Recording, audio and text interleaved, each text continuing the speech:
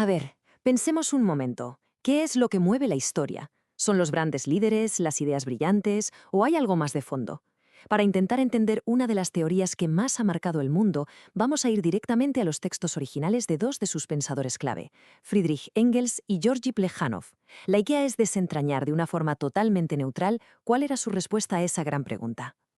Esta es la pregunta del millón, ¿verdad? ¿Qué es lo que de verdad impulsa el cambio histórico? ¿Son las personas? ¿Son los pensamientos?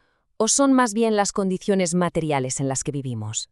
Para entender de dónde salen estas ideas, no nos queda otra, hay que subirse a la máquina del tiempo y viajar a la Europa de la Revolución Industrial, un mundo en plena ebullición que estaba cambiando a una velocidad de vértigo. Todo arranca, como no, a finales del siglo XVIII, con la máquina de vapor que lo revoluciona todo. Para mediados del XIX, el paisaje ya es otro, fábricas enormes, ciudades gigantescas, y claro, con este cambio tan radical aparecen nuevas clases sociales y, por supuesto, nuevos conflictos, y muy profundos.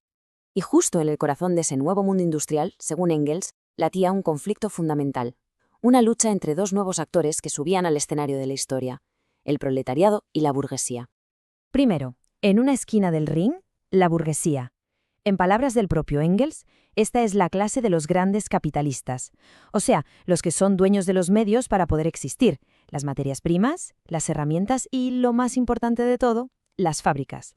Y en la otra esquina, el proletariado, que sería la clase de los que no poseen nada de eso, los que están obligados a vender su trabajo a la burguesía para simplemente poder subsistir. Su única posesión, la única mercancía que tienen para vender, es su propia fuerza de trabajo. Ojo, porque aquí Engels hace una distinción que es clave.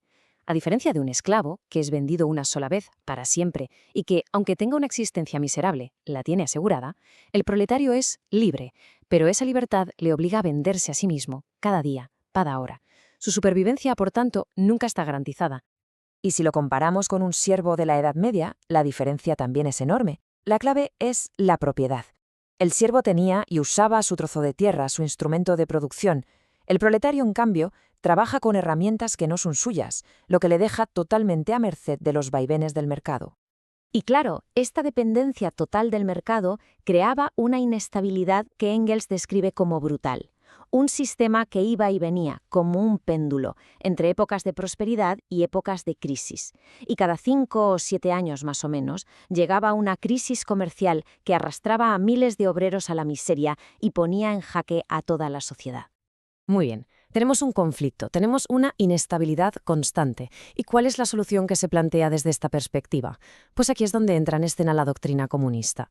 La definición que da Engels es, mira, directa al grano, sin rodeos. El comunismo es la doctrina de las condiciones de la liberación del proletariado.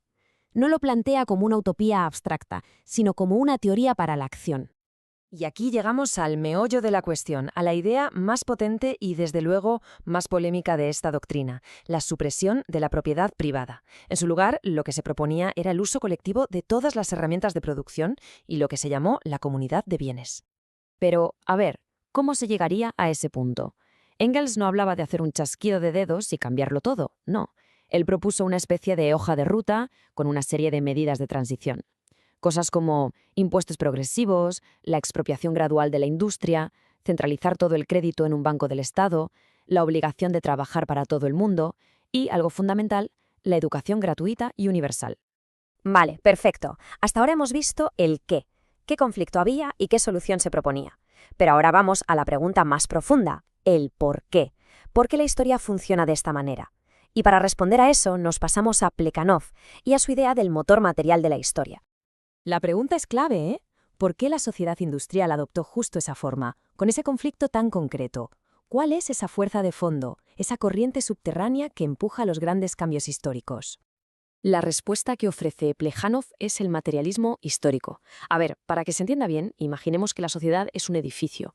La base, los cimientos, son las fuerzas productivas, la tecnología, las herramientas, la forma en que producimos las cosas. Pues bien, esa base económica determina todo lo que se construye encima, lo que llaman la superestructura, las relaciones sociales, la política, las leyes e incluso la cultura y las ideas. Y esta idea es tan potente que Plekhanov lo ilustra con esta frase, que me parece brillante. El estado de las fuerzas productivas se refleja incluso en los detalles. Él defendía que todo, absolutamente todo, desde la decoración de una vasija prehistórica hasta los sistemas legales más complejos, está moldeado, en última instancia, por cómo esa sociedad produce.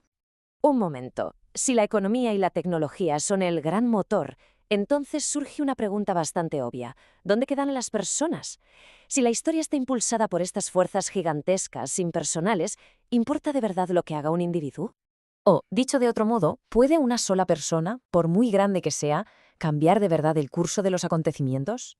Para explorar esta cuestión, Plekhanov no se anda con teorías abstractas. Usa un ejemplo histórico potentísimo: Maximilien Robespierre, una de las figuras más decisivas y polémicas de la Revolución Francesa. Y el argumento de Plekhanov es cuanto menos provocador. Viene a decir que si a Robespierre le hubiera caído una teja en la cabeza, bueno, pues su puesto lo habría ocupado otro y la historia habría seguido más o menos el mismo camino. ¿Por qué? Porque las condiciones sociales de la Francia de la época exigían una figura como él. El individuo, según esta visión, le da su toque personal a los hechos, su sabor, pero no puede cambiar la dirección fundamental de la historia que ya viene dictada por necesidades sociales mucho más profundas. Bueno, hemos cubierto un montón de terreno. Así que, para que no se nos olvide nada, vamos a resumir las ideas clave de todo este marco teórico. Primero, el conflicto. La revolución industrial crea dos clases enfrentadas, burguesía y proletariado. Segundo, la doctrina. El comunismo se postula como la teoría para liberar a los trabajadores, con el eje en la abolición de la propiedad privada. Tercero, el motor. El materialismo histórico defiende que son las fuerzas económicas las que mueven la historia. Y cuarto, el individuo. Las grandes figuras son producto de su tiempo. Pueden acelerar o frenar las cosas, pero no cambiar el rumbo esencial. Y con esto llegamos al final. La pregunta que inevitablemente queda flotando en el aire es: ¿de qué manera estas ideas del siglo XIX, sobre la clase, la economía y las fuerzas de la historia, pueden ayudarnos a entender las dinámicas sociales y políticas de nuestro propio mundo, el del siglo XXI? Es una cuestión que, nos guste más o menos la respuesta, sigue resonando con una fuerza increíble.